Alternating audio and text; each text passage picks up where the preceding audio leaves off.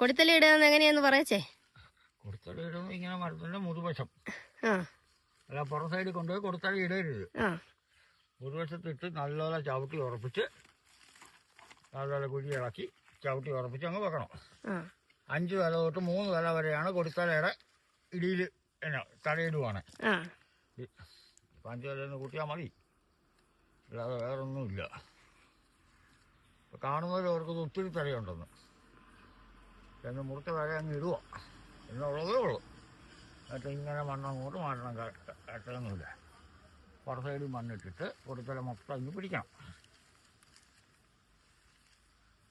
1 side വിട്ടിട്ട് വെള്ളം നിൽക്കാത്ത പോലെ മണ്ണങ്ങൾ കയറ്റി വെക്കണം.